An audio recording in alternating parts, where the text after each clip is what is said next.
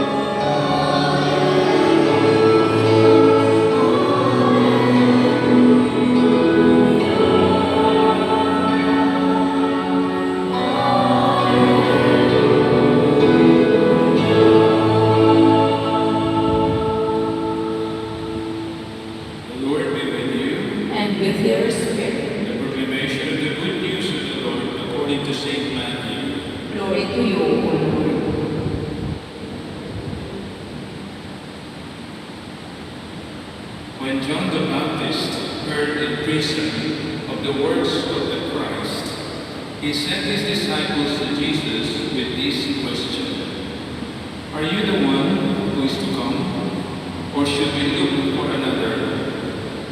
Jesus said to them in reply, "Go and tell John what you hear and see.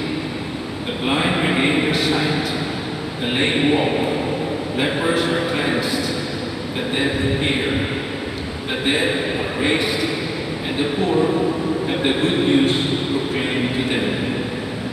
And blessed is the one who takes no offense at me." As they were going off, Jesus began to speak to the crowds about John.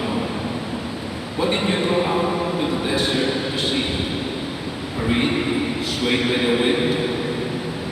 Then what did you go out to see? Someone dressed in fine clothing? Those who wear fine clothing are in the royal palaces. Then why did you go out to see? To see a prophet? Yes, I tell you, and more than a prophet. This is the one about whom it is written, 'Behold, I am sending my messenger ahead of you. He will prepare your way before you.' Amen, I say to you, among those born of women, there has been none greater than John the Baptist. Yet, the least in the kingdom of heaven is greater than he."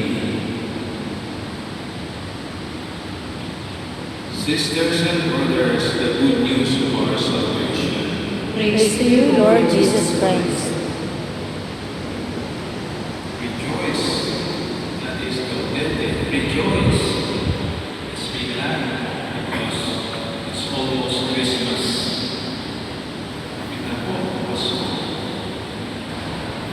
And did you notice during Lent, ang third Sunday din ng Lent ay nagsusunod ng ganito ang pari. Hindi ito political color, brothers and sisters. But it's a sign of simple love, happiness, and joy. And we have lighted the candle, it's color pink also. It's a respite. Respite sa ano? Because the two colors, violet, represents penance, represents repentance, represents our effort to be converted. Yan ang kulay ng violet, kaya violet, may Advent, merong preparation. Tinitingnan natin, renew back yung mga pagkakamali natin, and we say sorry to God. At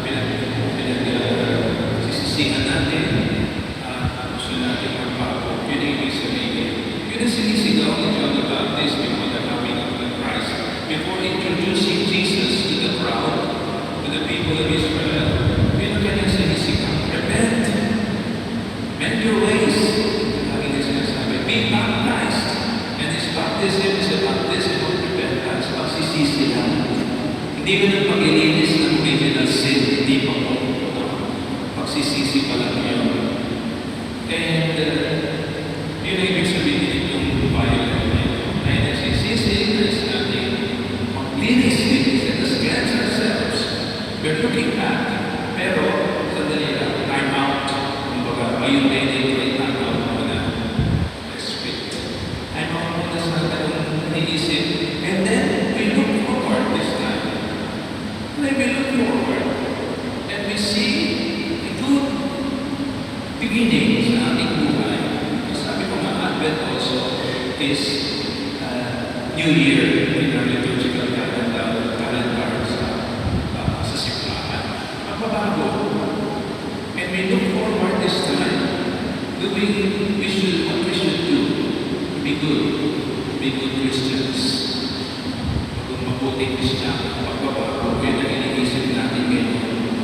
Kaya, sabi ito, color ng pink is also a lighter color from violet. Nilalighten na natin ang ating nilay para tingnan natin ang mas maganda, mas masaganang future natin. Yes. Pagka tayo marunong magsisi, tayo marunong gumawa ng sakripisyo.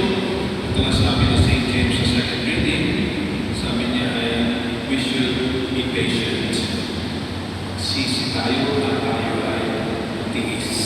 Magtitiis ng konti. Huwag malaki man. Para makarating tayo sa ating inaasahan at matutulungan ang salvation na igagawad sa atin ng ating Panginoon Jesucristo. Yun po ang ibig sabihin niya.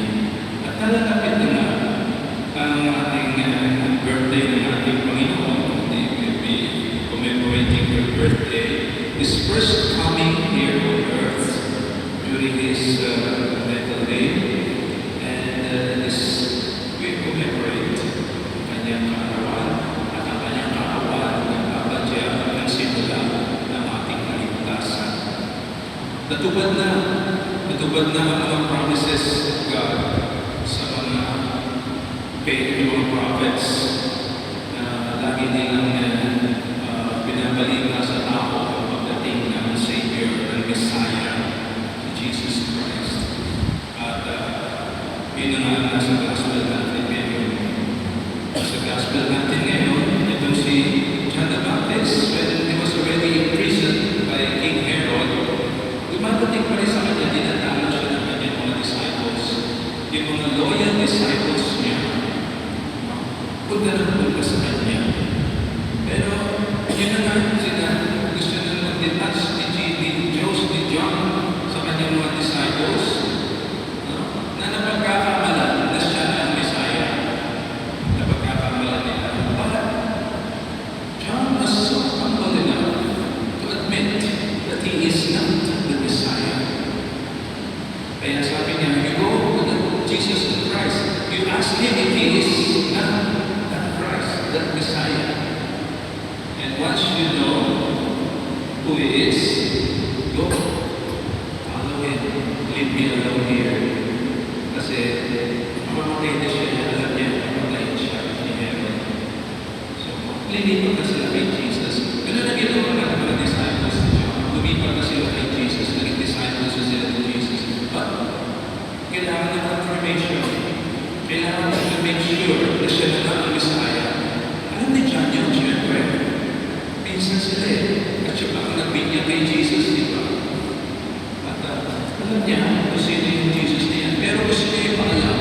First time, nakarinig sa kanyang disciples kung sino siya para maniwala sila. At tinapitan niya si Jesus. Tinanong na, are you the one? Are you the one we've been waiting for? Sabi ni Jesus, John, what is going on? Tell him what you have seen, what you have heard, me do.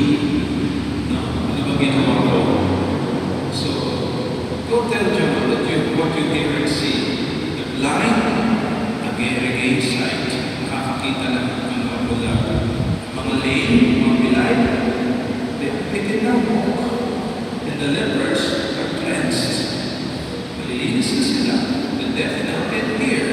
The dead were raised, and the poor have the good news to proclaim to them. Yan ang sign na gagawin ng Messiah.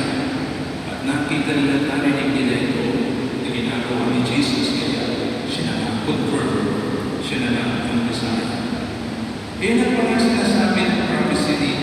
Isaiah.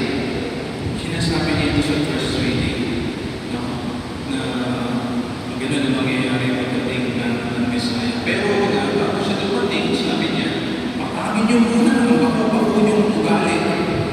Ang liko-liko niyong daan, ang pamumuhay. Baguhin niyo muna, sabi niya. At yung magiging tataanan niya, lesser, ay mag-bloom. Yung Mount Carmel at yung Sharon, hindi ito yung artista. Hindi rin ito yung take away at take out tapos na tandaan. Hindi rin yung Sharon. Ang Sharon po is the level ground below Mount Carmel. Mount Carmel.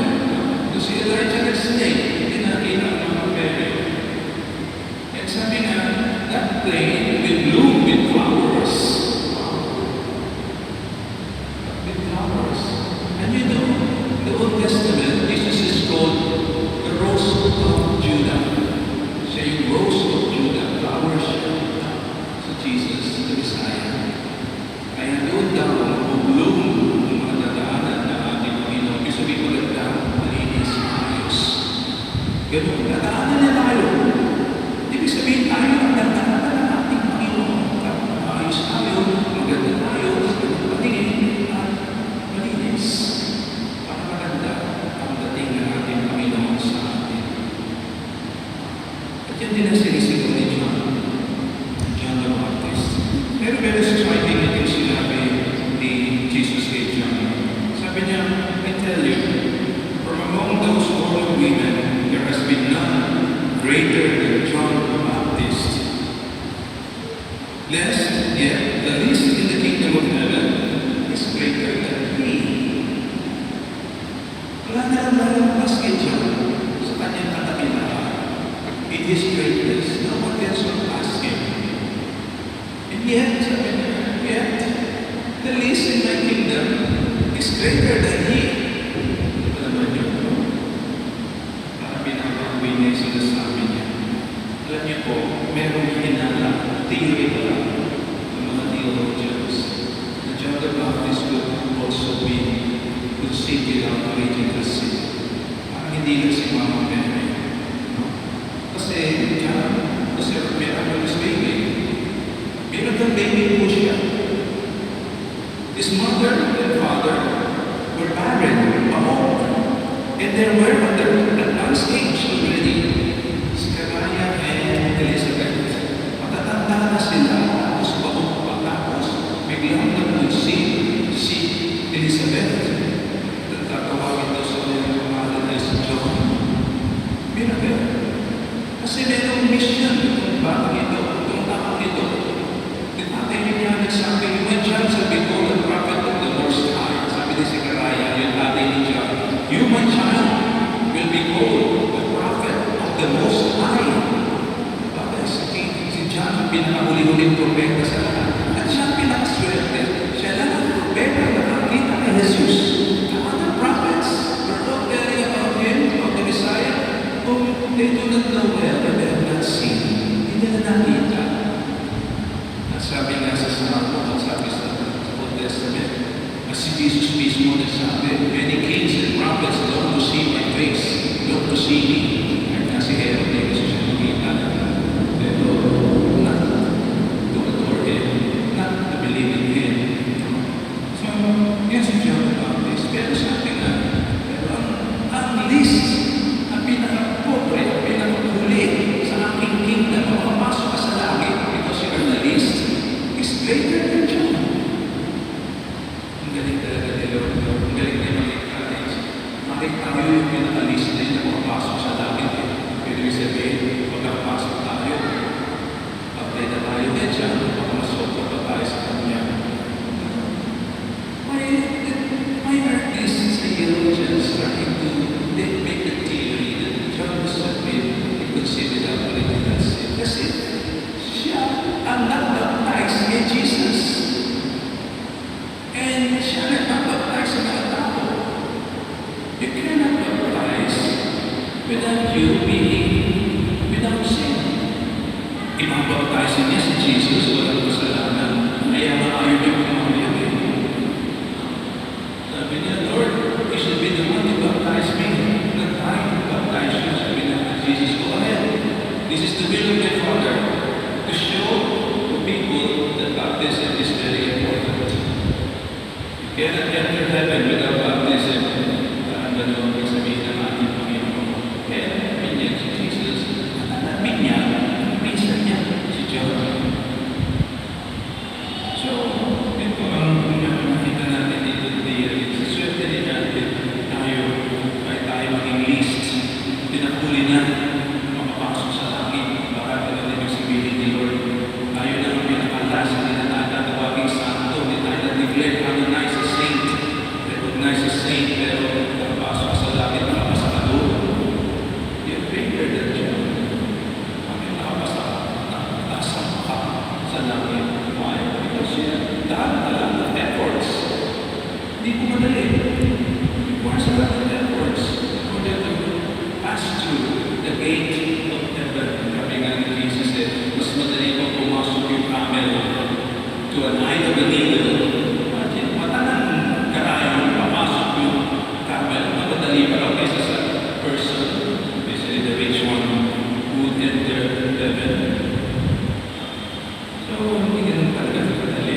Pero we are struggling. We are trying. Yun ang ibig sabihin. Yes, Lord. We know. Nakaharap kami sa iyo ngayon. Nakaharap kami sa pupungan namin ikaw. At saka nito ay sa bayan.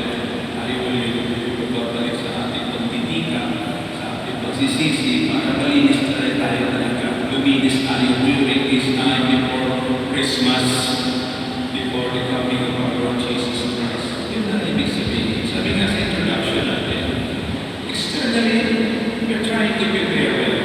Siyempre, external. Kami paalaga tayo masyado sa preparations natin para dumating ang Christmas.